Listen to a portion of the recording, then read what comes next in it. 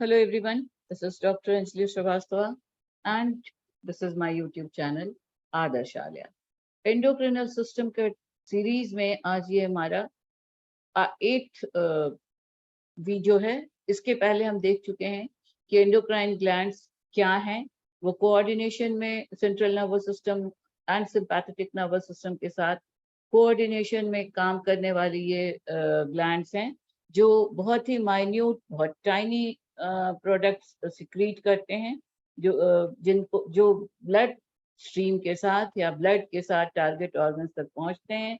Cell signalling के द्वारा cell या टिश्यू पर एक्ट करते हैं और neurotransmitters from central nervous system and ionised molecules and charge ions के थ्रू ये एक्टिवेट करते हैं सेल्स को काम करने के लिए, और एक लिमिटेड, बहुत ही लिमिटेड अमाउंट में हार्मोन्स रिलीज होते हैं under the control of central nervous system, and that coordination of endocrine system, endocrine glands of the body, central nervous system, their sympathetic nervous system, the neurotransmitters, all these together work, and the body coordination or the homeostasis as well as the normal physiological activities are maintained. So all these things we have seen. Glands क्या होते हैं, कितने hormones secrete करते हैं, वो hormones का function क्या होता है और हार्मोन्स के फंक्शन के मैकेनिज्म क्या होता है। हमने ये भी देखा कि हार्मोन्स की सिक्रीशन एक बहुत ही बैलेंस्ड अमाउंट में होती है, और जब सिक्रीशन को स्टिमुलेट किया जाता है तो वो पॉजिटिव फीडबैक कहा जाता है। जब उस सिक्रीशन को अमाउंट जरूरत से ज्यादा हो तो इमीडिएट उसका स्टॉपेज, उसका कंट्रोल जरूरी होता है, जिसके लिए ब्लड से अपीयरेंस डिसअपियर होने के लिए या अपीयर होने के लिए सिस्टम्स को अपने आप हार्मोन्स कंट्रोल करते हैं, either by the inhibition of the nervous system, that is by the hormone itself, that is called a negative feedback mechanism. So all these things हम देख चुके हैं, और ये भी हमने देखा था कि थोड़ा सा स्लाइटेस्ट डिसबैलेंस, स्लाइटेस्ट अमाउंट ज्यादा हो तब, कम हो तब, किसी और वजह से ज्यादा कम नहीं भी हो, प्रॉपर वे में हार्मोन्स रेगुलेट हो रहे हैं, रिलीज हो रहे हैं, बट जहां जाके उनको काम करना है वहां के receptors, cytosolic receptor, nuclear receptor या इंट्रामेम्ब्रेनस रिसेप्टर, ये सारा हमने मैकेनिज्म ऑफ हार्मोन एक्शन में देखा था कि इन रिसेप्टर्स के थ्रू ही इम्प्लीमेंटेशन होता है हार्मोनल फंक्शंस का। कहीं पे कोई भी जरा सा भी इम्बैलेंस हो तो that results into hormonal disorders, and this disorders includes that it begins with the hypothalamus, brain का hypothalamus है, हमने देखा था, वहां से hormones release होते हैं which are the releasing and inhibiting hormones. They control the pituitary hormone, and pituitary in turn controls each and every endocrinal hormonal glandular part of the body except for the adrenal medulla, जिसे direct control करता है। Adrenal medulla को, या this is the hypothalamus, यहाँ से secrete होते हैं, these are the neurons. इन न्यूरॉन्स के through neurosecretory cells of hypothalamus, they are released and they are this is the anterior pituitary, this is the posterior pituitary, this is the anterior pituitary lobe, this is the posterior pituitary lobe. anterior pituitary lobe को ये hypothalamus से आए हुए neurosecretory cells release करते हैं, stimulate करते हैं, instigate करते हैं to secrete hormones through these anterior pituitary in different way. Anterior pituitary से अलग अलग तरह के हार्मोन्स, रिलीजिंग हार्मोन्स और कुछ इनहिबिटिंग हार्मोन्स हाइपोथैलेमस से सिक्रीट होते हैं, जो स्टिमुलेट करते हैं एंटीरियर पिट्यूटरी के थ्रू डिफरेंट टाइप, बहुत सारे हार्मोन्स आते हैं, GH, LH, FSH, ये सारा हम लोग देख चुके हैं, जो अलग अलग एंडोक्रिनल ग्लैंड्स को स्टिमुलेट करते हैं। कुछ इनहिबिटिंग हार्मोन्स हैं जो इनहिबिट करते हैं, जरूरत भर प्रोड्यूस हो जाता है तब, बट ज्यादातर हार्मोन्स खुद नेगेटिव एक्शन शो करते हैं, that is through the negative feedback mechanism. और इस हाइपोथैलेमस पर और इस पिट्यूटरी पर काम करके ये हार्मोन्स GH, इसमें हम लोग देख चुके हैं, और ग्रोथ हार्मोन्स हैं, LH हैं, FSH हैं, ACTH हैं, ये अलग अलग हार्मोन्स हैं जो अलग अलग ग्लैंड्स पर काम करते हैं और उनको हार्मोन्स को कंट्रोल करते हैं. So this is the mechanism how this hypothalamus controls the endocrinal system to maintain a homeostasis into the body.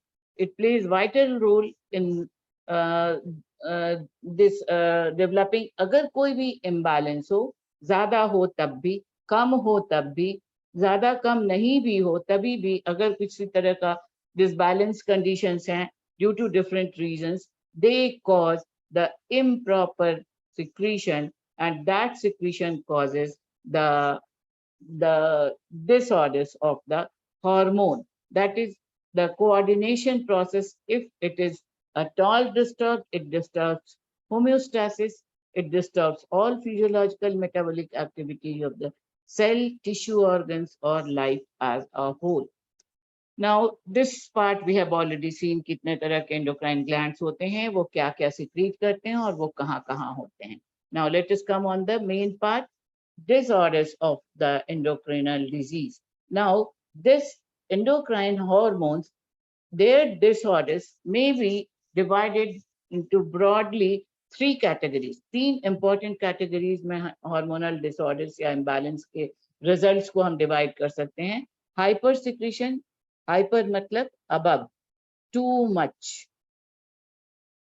जरूरत से ज्यादा सिक्रीशन हो तो डिसबैलेंस होता है, प्रॉपर डिसफंक्शनिंग होती है बॉडी की के सिस्टम्स की, और डिसऑर्डर्स या इम्बैलेंस अपीयर होता है. Hypo means too less, secretions कम हो जाते हैं तो that is the hypo is the less secretions, that is the secretion too less. And then the faulty third type of reason, or the third type of disorders are due to faulty response of receptors. हमने देखा कि और mechanism of hormone action में receptors के through hormone अपने को show करते हैं, अपने एक्शंस को एग्जिबिट करते हैं. तो कभी कभी ऐसा होता है कि हार्मोन्स का सिक्रीशन प्रॉपर है, बट हार्मोन्स के जो रिसेप्टर्स हैं सेल के सरफेस पर या सेल के अंदर, वो रिसीव ही नहीं करते हैं हार्मोन्स को. उनके जो चार्ज आयंस हैं ड्यू टू वेरियस रीजंस वो प्रॉपरली एग्जिबिट नहीं करते हैं, और उसका मेन वजह बहुत ज़्यादातर होता है कुछ लेशंस हो, टेम्पररी रीजंस भी हो सकते हैं, परमानेंट रीजंस भी हो सकते हैं, जेनेटिक डिसऑर्डर्स भी हो सकते हैं. तो कई एक रीजन से, बट ये 3 मेजर रीजंस हैं एंडोक्रिनल डिसऑर्डर्स के.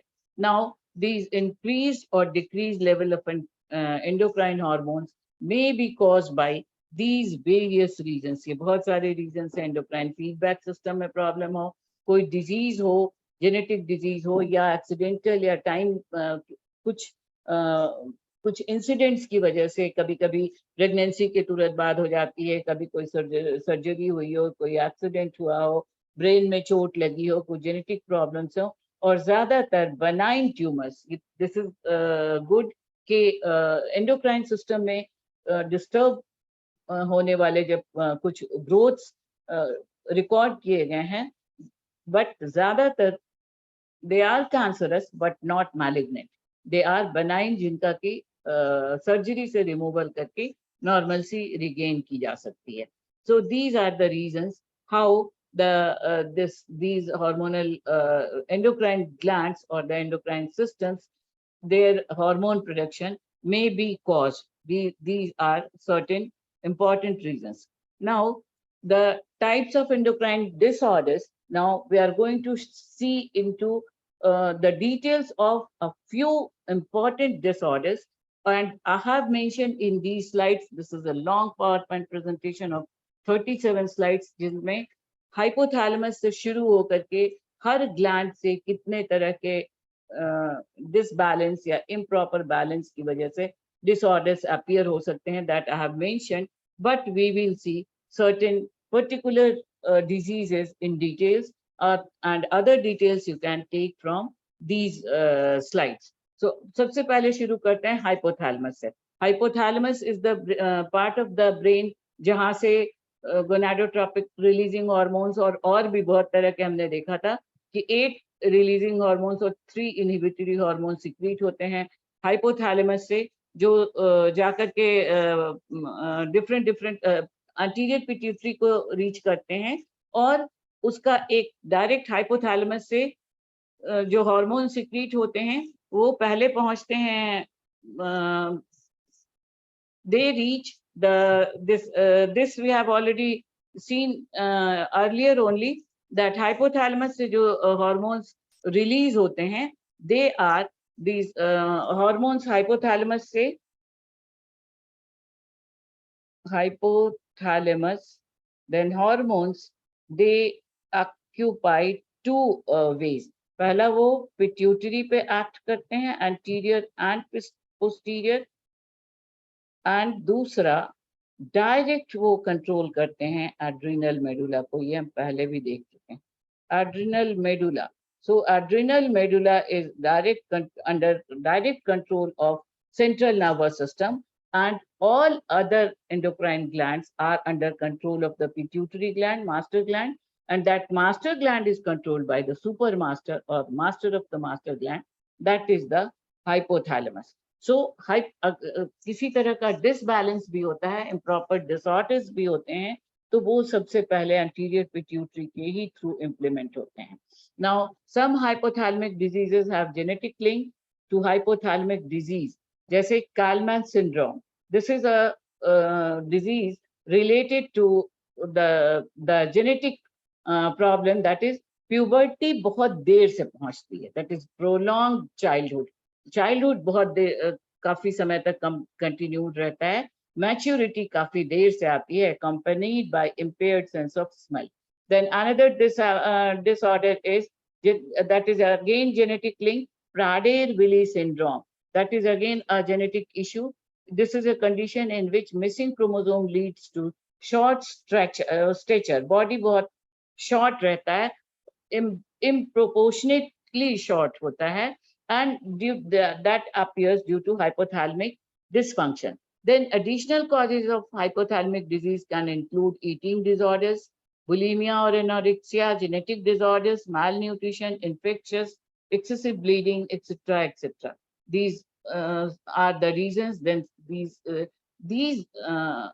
collectively, such disorders may be called as hypothalamic pituitary disorders, क्योंकि hypothalamus डायरेक्ट किसी endocrine gland को अफेक्ट नहीं करने जा रहा है, वो पहुंचता है पिट्यूटरी तक, पिट्यूटरी को वो स्टिमुलेट करता है, एक्टिवेट करता है, मोटिवेट करता है different type of hormone secrete करने को, और उन हार्मोन्स के थ्रू पिट्यूटरी बाकी सारे ग्लैंड्स को रेगुलेट करता है. तो अगर कोई भी इम्बैलेंस होता है पिट्यूटरी में, तो वो इम्बैलेंस उस कंसर्न ग्लैंड तक पहुंचता है. जैसे मान लीजिए ACTH, पिट्यूटरी को ACTH हाइपोथैलेमस से ACTH रिलीजिंग हार्मोन प्रॉपर मात्रा में नहीं मिलता है, डिफेक्टिव एक्ट करता है पिट्यूटरी पर, तो ACTH ज्यादा कम डिफेक्टिव प्रोड्यूस होगा, तो नेचुरली वो जाकर के एड्रिनल कॉर्टेक्स को अफेक्ट करने जा रहा है. तो इसीलिए कुछ डिजीजेस को, जैसे कुशिंग्स डिजीज है, उसको आप पिट्यूटरी डिजीज भी कहते हैं, बट यूजुअली नॉर्मली ये कुशिंग्स डिजीज एड्रिनल डिजीज ही है, एड्रिनल डिसऑर्डर्स ही है, क्योंकि एक्शन होगा इसका एड्रिनल ग्लैंड पर. So now this is the hypothalamic. Now let us come to the pituitary disorders.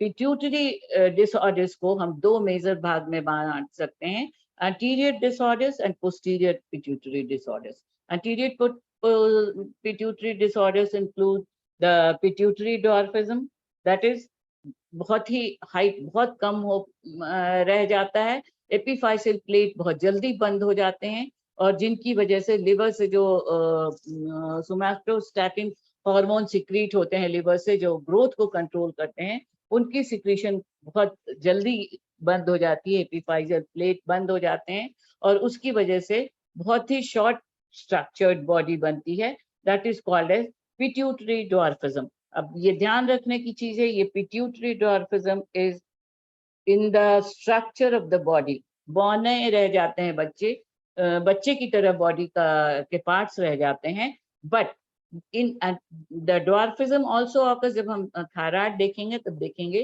कि थायराइड से भी ड्वार्फिज्म होता है, but that thyroid dwarfism is related with the mental retardedness also, whereas pituitary dwarfism is not related with mental retardedness. That is, body का structure short हो जाता है. Then another disease caused by this hyposecretion of anterior pituitary hormones is gigantism. This is adolescence prolonged. काफी समय तक adolescence, आप जानते हैं, इन नॉर्मल कंडीशंस एडोलेसेंस पहुंचने के बाद, प्यूबर्टी का पीक पहुंचने के बाद एपिफाइजल प्लेट्स बंद हो जाते हैं समय से, और ग्रोथ अराउंड 18 to 20 इयर्स के बीच में, जब प्यूबर्टी खत्म होती है, एडोलेसेंस स्टेज में पहुंचते हैं, तो सेकेंडरी सेक्सुअल कैरेक्टर्स पूरी तरह डेवलप हो चुके रहते हैं, बॉडी का ग्रोथ हो चुका रहता है, और नॉर्मल कंडीशंस में। बट अगर हाइपर सिक्रीशन होता रहे, ये सिक्रीशन कंट्रोल नहीं हो, तो that results into the गिगांटिज्म। Adolescence को आने में देर होती है, प्यूबर्टी प्रोलॉन्ग हो जाता है, एंड दैट रिजल्ट्स इनटू गिगांटिज्म, और गिगांटिज्म जिसमें बॉडी एनॉर्मसली लॉन्ग हो जाता है, बॉडी के पार्ट्स बहुत ज्यादा लंबे हो जाते हैं। That is, this is the normal size and this is the enhanced size, बहुत ज्यादा टॉल हो जाती है body. But this is due to excess growth hormone, symmetrical but giant growth. That is, इस गिगांटिज्म में या गाइगेंटिज्म में body excessively toll जरूर हो जाता है, बट इसके अलावा बहुत मेजर मेंटल प्रॉब्लम्स नहीं दिखाई देते हैं। बट अगर ये कंट्रोल नहीं होता है, hyper secretion of growth hormone होता रहता है, HGH का, then it results into another defective condition that is called as acromegaly. एक particular time के बाद long tallness तो रुकना ही होता है, तो वो रुकता है, बट अगर ये हार्मोन HGH की सिक्रीशन बंद नहीं होती है, कंट्रोल नहीं होती है, तो that may result into disproportionate enlargement of other body parts like the enlargement of hands and feet and bones बहुत ज्यादा लंबे हो जाते हैं। उसके अलावा related problems are excessive weight gain, hypertension, hypertrophy of the glands, then glucose intolerance होने लगता है। So these are the signs of the acromegaly. Hand, feet, teeth, jaws, they are unconditionally become enlarged. The cheeks, they thicken and other tissues enlarge. Heart, spleen, cardiomegaly, splenomegaly भी बहुत सारे cases record किए गए हैं। तो different body parts असाधारण रूप से बढ़ने लगते हैं। आईलिड्स, लिप्स, टंग, नोज, स्किन पर स्किन थिकन हो जाता है, उसमें फरोज हो जाते हैं, बिल्कुल अजीब तरह से लटक जाते हैं स्किन, फेस के, बॉडी के। So these are the acromegaly, these are the due to the disease called acromegaly.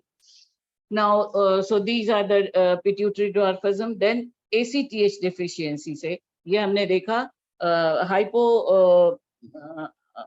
पिट्यूटरिज्म anterior pituitary में डेफिशिएंसी से क्या क्या डिजीजेस कॉज हो सकते हैं। ग्रोथ हार्मोन के डेफिशिएंसी से पिट्यूटरी ड्वार्फिज्म होता है, ग्रोथ हार्मोन के हाइपर सिक्रीशन से गिगांटिज्म एंड एक्रोमेगाली होता है। ACTH deficiency, this is as I have told you, इसकी वजह से एड्रिनल कॉर्टेक्स पर को कंट्रोल करते हैं। दैट इज, अगर इसकी डेफिशिएंसी हो जाए तो इसके वजह से स्ट्रेस हार्मोन कॉर्टिसोल के रिलीज पर इफेक्ट होता है। ये आपको अलग से भी पढ़ना है हार्मोन्स एंड स्ट्रेस में, that will see in details in the next video. Cortisol is critical on a daily basis when we are sick and stress. ACTH, adrenocorticotropic releasing hormone, results in low blood pressure, weakness, dehydration, abdominal pain, weight loss, difficulty in recovering from illness और surgery, ACTH की deficiency हो जाए तो, और अगर ये और prolonged हो जाए तो एक बीमारी होती है जिसको कहते हैं Cushing's disease. This Cushing's disease, now we will see in the Cushing's disease results into the excessive abdomen लटक जाता है, फेस पर रेडनेस आ जाता है, दैट इज ब्रॉन्ज फेस जिसको कहते हैं. द सेंट्रल नर्वस सिस्टम बहुत ज्यादा डिस्टर्ब हो जाता है, जिसकी वजह से बहुत इमोशनल डिस्टर्बेंसेस आते हैं, too long sleeping and mood swings and all that. That is, we will see adrenal cortex का cortisol secretion, इसीलिए इसको स्ट्रेस हार्मोन भी कहते हैं. और इसका ज्यादा डिटेल्स हम नेक्स्ट वीडियो में देखेंगे, because separately you are suppose to read study about the stress hormones, जिसमें cortisol के अलावा adrenal medulla के भी hormones आते हैं, epinephrine and norepinephrine and catecholamines. So that we will see in the next video. So this is the anterior pituitary deficiency disorders we are looking. अब FSH के और LH के deficiency से definitely the details of this these FSH and LH का gonadotropin hormones हैं के secretion, इनका details हम देख चुके हैं इसके पहले के 2 videos में. Disorders of hormonal disorders of male hormone, hormonal disorders of female hormone. So you can go through my playlist में जाकर के आप उनको देख सकते हैं. Now anterior pituitary की another important deficiency factor है TSH deficiency, thyroid stimulating hormone. इस TSH की deficiency से thyroid में बहुत सारे problems आते हैं. So that is low thyroid hormone level results into a number of improper behaviors or characters like fatigue, constipation, dry skin, brittle hair, poor growth, feeling cold all the time, disruptions of normal periods in girls. So these are the causes of TSH deficiency from anterior pituitary. So these are certain how they are diagnosed. These you can take from this diagnosis and treatment. You can go through these slides for the details. That is, sometimes hormonal supplements food के through दिया जा सकता है, injections के through दिया जा सकता है, और जरूरत पड़े ऐसा, as I have told you earlier on also, कि सिर्फ हाइपो और हाइपर रीजंस की वजह से इम्बैलेंस होता है, बट हाइपो और हाइपर सिक्रीशंस की वजह सिर्फ न्यूरल कंट्रोल में हार्मोनल सिक्रीशन ही नहीं है.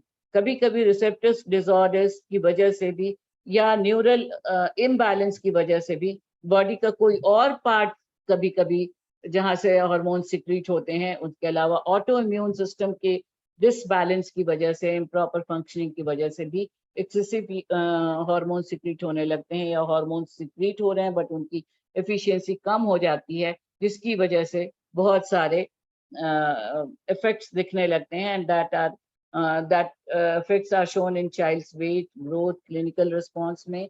Now hypopituitarism is also called as underactive, and pan-hypopituitarism is another case where the entire pituitary gland is affected, and that results into 2 very particular type of disease. One is called as Sheehan's disease and another is called as Simmons disease.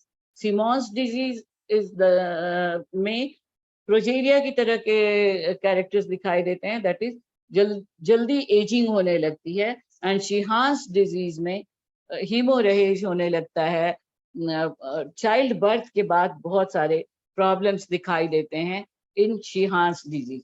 So these details you can go through the charts that I have given.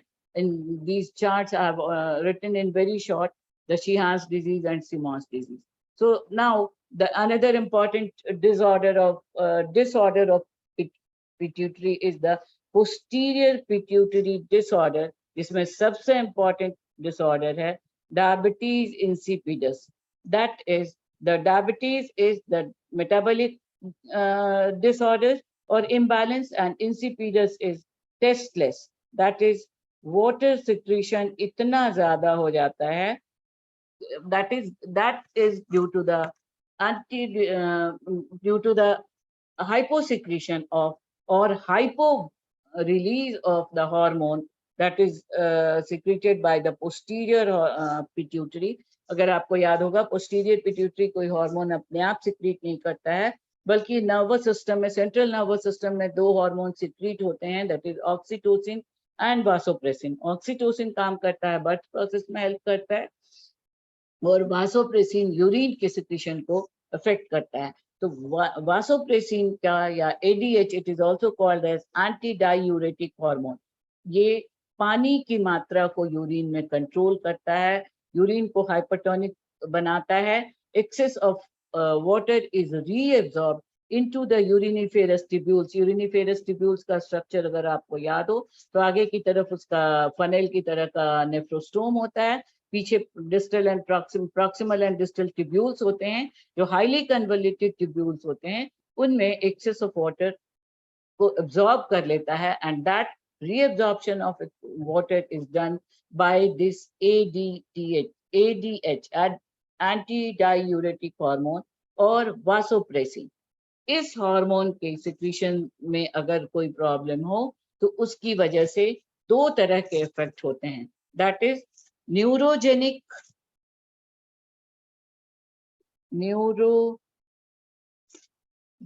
insipidus,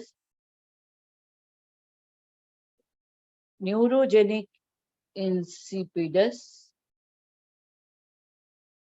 that is neurons affected होते हैं. Neurons में deficiency की वजह से, imbalance की वजह से, tumours वगैरह अगर न्यूरॉन्स में, ब्रेन में, हाइपोथैलेमिक रीजन में कुछ अबनॉर्मल ग्रोथ्स हो, एडीमा का ग्रोथ हो, ब्रेन सर्जरी से, एक्सीडेंट से कुछ प्रॉब्लम्स हो, तो नर्वस लेवल पे ही एडीएच की डेफिशिएंसी होने लगती है, न्यूरॉन लेवल पे ही, and that is called as neurogenic insipidus. And second type is nephrogenic insipidus. In this nephrogenic insipidus, nephrostome या नेफ्रॉन्स जो किडनी के यूनिट्स होते हैं, यूरिनिफेरस ट्यूब्यूल्स, उनका जो डिस्टल ट्यूब्यूल है, उस डिस्टल ट्यूब्यूल से पानी को एब्जॉर्ब करने की capacity, water is not reabsorbed here, reabsorbed, and hence inadequate amount of water is released. जहाँ 1 से 1.5 लीटर यूरिन एक बार में रिलीज होना चाहिए, वहाँ उसकी जगह 20 से 25 लीटर तक यूरिन सिक्रीट होने लगता है, क्योंकि पानी को बिल्कुल रीअब्सॉर्ब करता ही नहीं है. दिस द कन्वोल्यूटेड ट्यूब्यूल के रीजन्स जहाँ पे पानी को रीअब्सॉर्ब होना चाहिए, वहाँ पानी बिल्कुल नहीं रीअब्सॉर्ब होता है, जिसकी वजह से नेफ्रोजेनिक इंसिपिडस अपीयर होता है, जिसमें बहुत ज्यादा प्यास लगती है. रिजल्टेंट सिम्टम्स में एक्सेसिव प्यास लगता है, और अगर प्रॉपर पानी नहीं मिले, ये कंडीशन कंटिन्यू करे, तो डिहाइड्रेशन की वजह से डेथ भी हो सकती है. इतना क्रिटिकल हो सकता है अगर water retention by the body is not done. And this condition is also called as SIAD, that is inappropriate antidiuretic hormone secretion, that is SIADH. So this is the posterior hormone, the hormone disorders of pituitary. Then comes the thyroid disorders. Thyroid, you know, just we have seen thyroid का position आपको याद होगा. Thyroid is this is the situation of the thyroid. 2 lobes bilobed होता है, इसको butterfly hormone भी कहते हैं.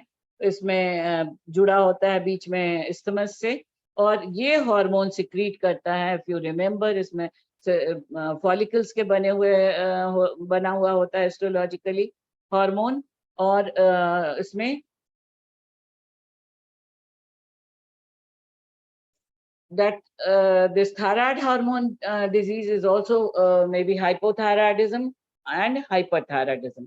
uh, uh, थायरॉक्सिन का सिक्रीशन कम हो थायराइड के लोब्यूल से, थायराइड हार्मोन, थायराइड ग्लैंड के दो लोब्स बने हुए होते हैं एस्ट्रोलॉजिकली, थायराइड फॉलिकल्स के, और उनके बीच में पैराथायराइडिक सेल्स होते हैं। तो थायराइड फॉलिकल से जो हार्मोन सिक्रीट होते हैं, they are the T3 and T4 hormones, and T4 hormone is the in true sense this is the thyroxine, and in between the follicle, the parafollicular cells, they secrete calcitonin that controls the calcium level into the body that we have seen.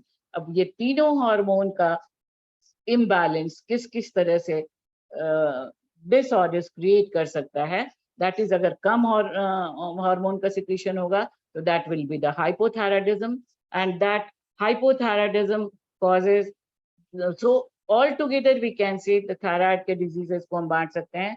Hypothyroidism that is the less thyroiditis, that is due to the cancerous growth or abnormal growth or edemas or any type of tissue dysfunction, and Hashimoto's thyroiditis. These are the results of hypothyroidism. Then there are another type of thyroid डिसएफिशिएंसी और thyroid की वजह से जो imbalance create होता है, that is the hyperthyroidism. अगर इन दोनों वजहों में हम देखें तो hypothyroidism is caused by the T3 T4 hormone disbalance, and that the disease is called as cretinism or congenital hypothyroidism. This is congenital hypothyroidism is a very particular stage. ये होता birth से ही है, congenital it is, that is it must appear in the baby only, but ये बहुत बाद में दिखाई देता है। जब बर्थ होता है उस समय ये defect, this cretinism doesn't appear at that time, क्योंकि प्लासेंटा के थ्रू मैटरनल थायराइड हार्मोन से बेबी अफेक्टेड रहता है, प्रभावित रहता है, और उसके कंट्रोल में काफी समय तक ये बीमारी बच्चे में दिखती नहीं है, जब तक कि मदर का थायराइड का इफेक्ट दिखना बंद नहीं हो जाए। This cretinism is again dwarfism plus retarded mental IQ। जब ये थोड़े आगे बढ़ने पर, थोड़ा और बच्चा बड़ा होता है, तब दिखने लगता है, और उस स्थिति में यहाँ पर भी ड्वार्फिज्म है, थायराइड की वजह से भी ड्वार्फिज्म है, बट ये dwarfism is associated with mental retardedness also. Mentally भी बच्चा retard होता है। Other important features are severe mental retardation, stunned bone growth, that is it results into number of problems, lethargy, then pernicious anemia, very sorry, amoeba कहाँ पे आ गया, type 1 diabetes, primary adrenal insufficiency, then rheumatoid arthritis, so Turner syndrome. These are certain factors that are caused. These effects are shown due to hypothyroidism. This is the cretinism, excessive अलग तरह अजीब तरह से fluffy puffy skin दिखने लगता है, face दिखने लगता है, that is एक गॉटर की तरह का स्ट्रक्चर दिखाई देता है, puffiness on face, periorbital swelling, आंख के आसपास बहुत सारा जैसे मांस की तरह लटकता रहता है, loss of scalp hair, dropping of upper eyelid, dry thickened rough and yellow skin. This is the congenital hypothyroidism और thyroidic dwarfism, that protruding tongue, बच्चे का जीभ धीरे धीरे बाहर निकलता रहता है, growth retardation, jaundice, dry skin. Then hyperthyroidism, that is another issue, hyperthyroidism, जिसमें excess thyroidism की वजह से problems आते हैं, and that is called as Graves' disease. This is the Graves' disease. These are the symptoms of the Graves' disease: increased irritability, poor sleep, increase tendon reflexes और eyes बहुत बड़े बड़े दिखाई देने लगते हैं. This Graves disease is it is an auto immune disorder. Body में TSH का सिक्रीशन ग्लैंड भी कर रहा है और कुछ एंटीबॉडीज बॉडी में डेवलप हो जाते हैं and they also enhance the TSH secretion and that additional hypersecretion that results into the increased glycoprotein. Eyes बिल्कुल आई बॉल्स बिल्कुल बाहर की तरफ प्रोट्रूड कर जाते हैं.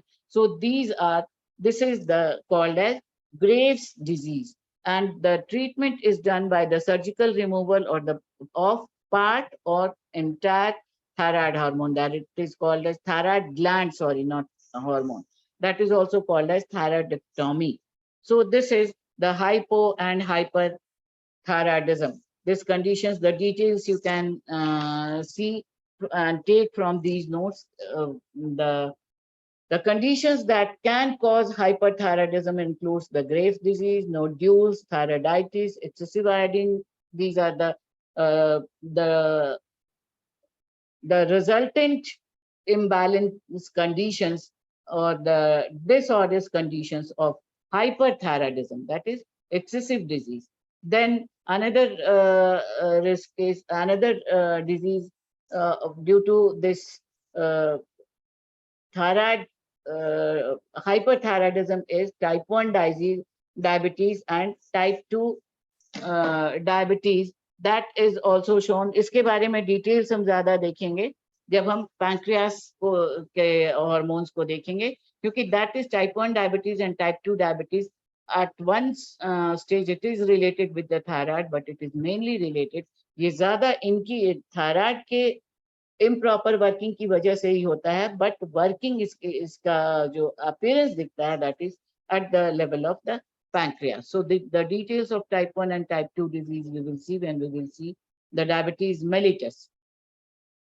So these are the hyperthyroidic conditions, hyperthyroidism and hypothyroidism में क्या क्या main differences and क्या क्या improper conditions आते हैं. This I have given in form of chart, and you can take the how the treatment can be done by the antithyroid drugs, radioactive iodine, surgery, then low level thyroid hormones के, that is hypothyroidism के लिए भी thyroid replacement medication से treatment होता है. So this is the hyperthyroidism results and the effects of hyperthyroidism, and these are the effects of hypothyroidism. This is the hypothyroidism that results in a very particular disease that is called as Hashimoto disease. Thyroid gland बहुत बड़ा हो जाता है, घेघा की तरह निकल जाता है, आपने बहुत देखा होगा. So that is also called as Hashimoto disease. Then so this is about the thyroid disorders. Now the parathyroid disorders, you know, parathyroid glands are just 4 in number, small glands situated just behind the thyroid glands, and they secrete the parathyroid hormone that is rich in calcium level, and they control the calcium level in the blood. Calcium level blood में control करना बहुत ज्यादा जरूरी होता है, क्योंकि calcium level अगर कम होगा तो बोन्स कमजोर होंगे, ज्यादा होगा तो कैल्शियम डिपोजिशन होने लगेगा. ज्यादा के बहुत सारे नुकसान है, वो ब्लड से निकल करके वो किडनी में स्टोन्स की तरह जमा हो सकते हैं, और कई एक तरह के डिसबैलेंसेस क्रिएट करता है. ज्यादा कैल्शियम कीटोनिक कंडीशन क्रिएट कर सकता है, और हाइपो कंडीशंस में कैल्शियम लेवल जब कम होता है तो that results into a number of improper conditions like the cataract. Then vision में बहुत सारे problems कर सकते हैं, leads to twitches, muscle contraction बहुत ज़्यादा, मतलब twitches की तरह, twinkling की तरह, tetany conditions appear, that is muscles बहुत अपने आप contract करने लगते हैं, क्योंकि जब hypoparathydism में कैल्शियम पैराथायराइड हार्मोन का सिक्रीशन कम होता है तो कैल्शियम लेवल कम हो जाता है, और कैल्शियम लेवल कम होता है तो बोन्स से मसल्स कैल्शियम को एक्सट्रैक्ट करने लगते हैं, जिसकी वजह से बोन्स की थिनिंग हो जाती है और मसल्स में कॉन्ट्रैक्शन बहुत ज्यादा अजीब abnormal or imbalanced contraction show hone lagta hai, that may result into the cramps and other problems. Then hyperparathyroidism, that is excess of calcium का secretion जब होने लगता है, then that hyperthyroidism again causes a number of imbalanced conditions, that is osteitis fibrosa stica. जिसमें bone में fibrous tissue store होने लगते हैं, कैल्शियम स्टोर होने लगता है, बोन्स डिसॉल्यूट होने लगते हैं, ट्यूमर्स क्रिएट होने लगते हैं, and that results into the development of a number of tumors जिसमें कैल्शियम एंड फॉस्फेट बढ़ जाते हैं, and that results into the stones in kidney, fatigueness, letharginess. Then the bones start premature breaking down, or the fracture of the bones. So these are the results of the hyperparathyroidism and hypoparathyroidism. So these some of the details you can take from here. This is the parathyroid disbalance. Then comes the most important gland, सबसे बड़ा gland rather कहें, जिसमें बहुत सारे hormones secrete करते हैं, adrenal cortex. Adrenal cortex के different layers होते हैं और हर लेयर से अलग अलग तरह के हार्मोन सिक्रीट होते हैं, and these the imbalance of the hormonal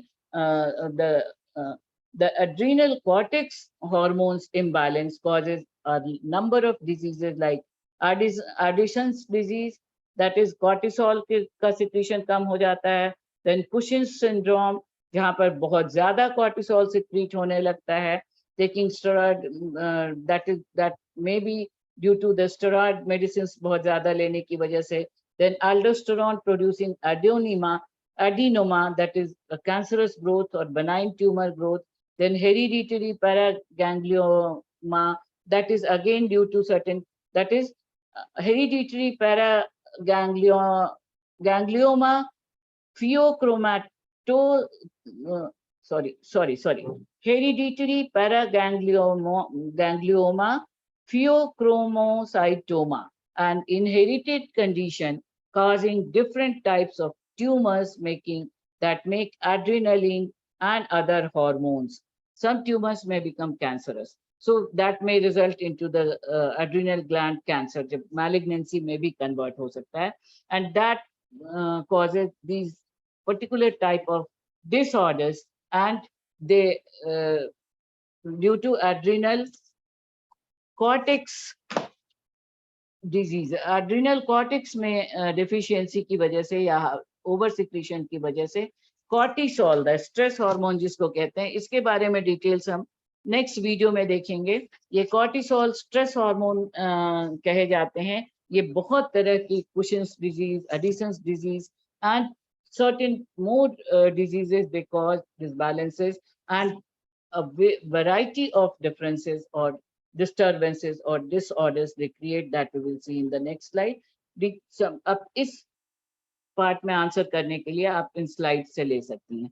Then the these are the adrenal cortex improper or disorders resultant diseases. This is the then is the diseases of adrenal medulla. Adrenal cortex के से बहुत सारे defects होते हैं, और वैसे ही adrenal medulla से भी बहुत सारे में जो adrenal medulla, if you remember, ये भी stress hormones he collectively epinephrine, norepinephrine and catecholamines को adrenal medulla secrete करता है, और इनकी deficiency से एक particular type of tumor develop करता है, that is called as pheochromocytoma, when located in the adrenal medulla, originates from chromaffin cells. Adrenal medulla के cells को हम chromaffin cells कहते हैं, and it secretes, these cells secrete catecholamines. So these tumors found in extraadrenal chromaffin cells are sometimes referred to as secreting paragangliomas. ये excessive hormones की secretion से tumours appear होने लगते हैं या एडिशनल कॉर्टिसोल का सिक्रीशन होने लगता है, जिसकी वजह से अलग तरह के ग्रोथ बनाइन ट्यूमर्स की तरह के न्यूरोब्लास्टोमास एंड न्यूरोमास इस तरह के ग्रोथ डेवलप कर जाते हैं. Sorry. So this is the major imbalance of adrenal medulla that may be causes. Now these are familiar pheochromocytoma. Then these are certain details of the pheochromocytoma की वजह से किन किन वजहों से ये डेवलप हो सकता है. एक पर्टिकुलर डिजीज डेवलप होता है, multiple endocrine neoplasm, that is main. इसका भी टाइप 1 होता है, type main type 1, main type 2. कई एक तरह के फॉर्म्स होते हैं, main type 2 and type 2A, 2B, sickle syndrome. These are the autosomal dominant disorders. Autoimmune system, that is, they start secreting certain antibodies जो autoimmune system की तरह काम करते हैं. वो खुद से समझ लेते हैं कि adrenal medulla के hormones epinephrine, epinephrine, norepinephrine या adrenal medulla के cortex के cortisol ये कम हो रहे हैं और कुछ एंटीबॉडीज डेवलप कर जाते हैं. वो एडिशनल सप्लीमेंट्री ये हार्मोन्स देने लगते हैं जो हाइपर सिक्रीशन में बदल जाता है. And that may cause hypertension और and other associated problems. That is the ketones are stored and acidosis and a number of diseases or problems are caused. Then catecholamine deficiency, तो ये hyper secretion से हो गया. Hypo secretion से अलग तरह के प्रॉब्लम्स होते हैं. And all these details are given here. catecholamine deficiency causes congenital absence of adrenal cortex, causing a developmental absence of adrenal medulla. Loss of both adrenal glands produce a catecholamine deficiency state. So these may result into hypoglycemia, that is glucose level काफी कम हो जाता है. Liver से glycogen, stored glycogen निकल करके खर्च होने लगता है और जिसकी वजह से hepatic glycogenolysis appears. That is autonomic neuropathy that causes a number of impairment or imbalance conditions. So this is the disease of adrenal medulla deficiency. Now the disorders of endocrine part of pancreas. Pancreas is the gland, you know, ये सबसे बड़ा gland होता है जिसमें endocrinal parts उसका होता है islets of Langerhans. और islets of Langerhans में alpha cells होते हैं, beta cells होते हैं, F cells होते हैं, then delta cells होते हैं और ये अलग अलग हार्मोन सिक्रीट करते हैं. that is glucagon, insulin, then polypeptide pancreatic cells, then somatostatin. These hormones we have already seen. इनकी deficiency से एक बहुत important disease होता है, that is called as diabetes mellitus. Diabetes mellitus is it is of two types, type 1 diabetes mellitus and type 2 diabetes mellitus. And in both these conditions, the mellitus का मतलब होता है मीठा. Sugar appears in the urine, and this hormone, type 1 diabetes, बहुत ही जल्दी के as में हो जाता है. At the age of 20 years भी type 1 diabetes होता है. And this all both type of diabetes mellitus में के 3 important characteristics हैं: polyuria, polydipsia and polyphagia. Urine बहुत ज्यादा बनता है, प्यास बहुत ज्यादा लगती है, the polydipsia, and polyphagia, बहुत ज्यादा भूख लगती है. So it is related with the eating disorder that we will see in a separate video. That is polyphagia की वजह से, eating disorders की वजह से क्या क्या problems होते हैं. डायबिटीज मेलिटस टाइप 1 और टाइप 2 दोनों में ग्लूकोज हाई हो जाता है, जिसको सेल यूटिलाइज नहीं कर पाते हैं ग्लूकोज को, क्योंकि the cells are crying for glucose. Receptors में डिफेक्ट की वजह से इंसुलिन सिक्रीट हो रहा है, पर उसको ग्लूकोज को डाइजेस्ट करने वाले सेल्स के रिसेप्टर्स उसको रिसीव नहीं कर पा रहे हैं, जिसकी वजह से वो ग्लूकोज ब्लड में आने लग रहा है, कीटोन बनने लगते हैं, और जिसकी वजह से इंसुलिन लेवल लो होने लगता है। Type 1 diabetes mellitus beta cells की सिक्रीशंस इनएफिशिएंसी से होता है, and here the ketone level starts increasing, that is the stage called as ketoacidosis. This type 1 diabetes is called as insulin dependent diabetes mellitus. This disease develops in the people younger than 20 years and persists throughout the life, and this causes a number of defects like the weight loss, loss of vision, cataract, cloudiness of vision, chronic kidney disease, then blood vessels